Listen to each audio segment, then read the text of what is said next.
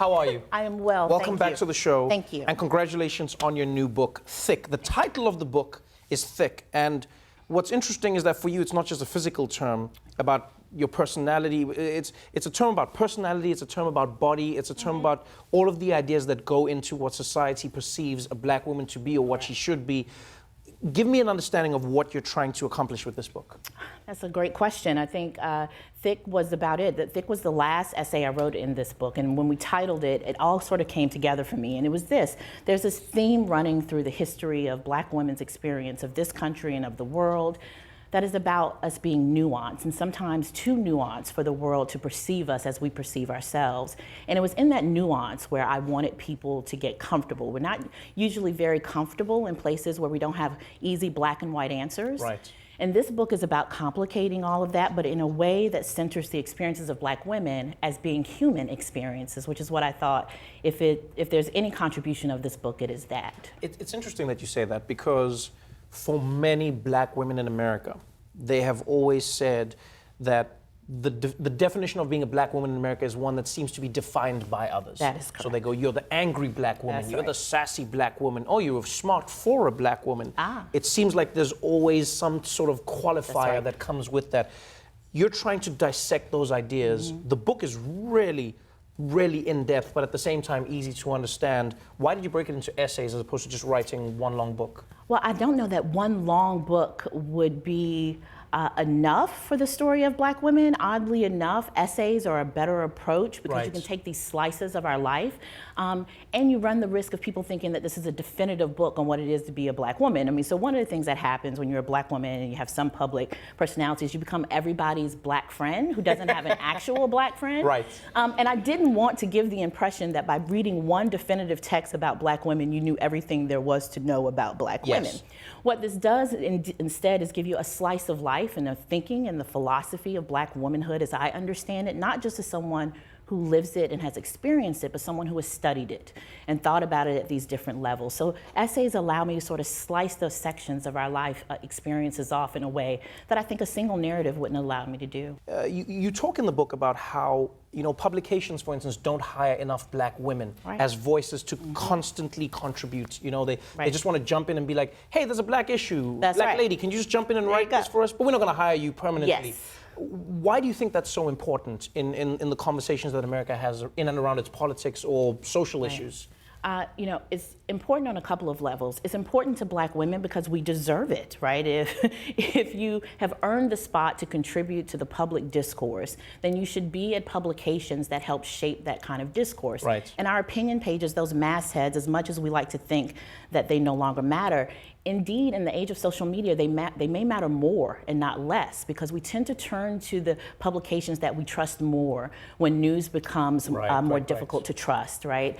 And if those are going to be the publications that we trust, it should look like the people whose trust we are asking for.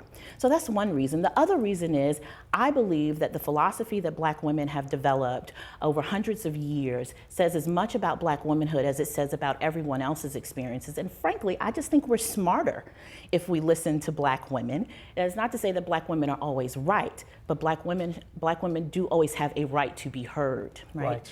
And when you don't model what it means to take black women seriously in our public discourse, it reinforces the idea that people don't have to take us seriously. If you look at the ideas and if you look at America's relationship with the black woman, what would you hope would change? I mean, you write so many ideas in the book, but what would you hope you would see change in the country? I would hope that we are at a moment where it can be taken for granted that if you are having a conversation about anything that has implications for the body politic writ large, that you would look around the table of that conversation and know that there are voices missing without someone having to tell you.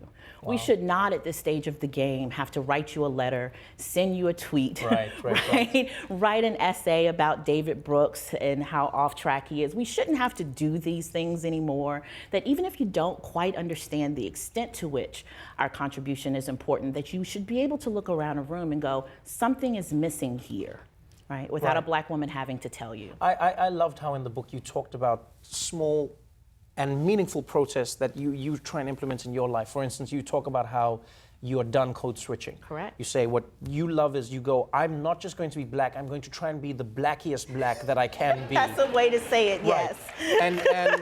And that's a really interesting idea. Why do you think it's so important to do that? Do you think code switching reinforces the stereotypes that people have about black people? So they go, oh, you sound more white, ergo, whiteness is associated with smartness. Right. And then you go like, no, I'm going to be as black as you think a black person can be while still maintaining that level of intelligence. Is that part of it? Code switching is a marvelous cultural tradition, and I love it. I love that I'm able to do it. Right. I also love that I'm able to choose not to do it.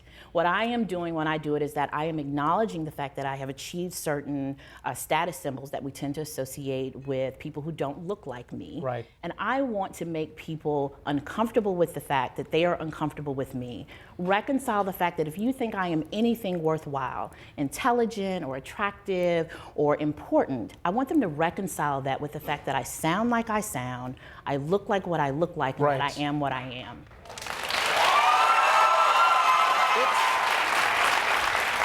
It's such a powerful idea.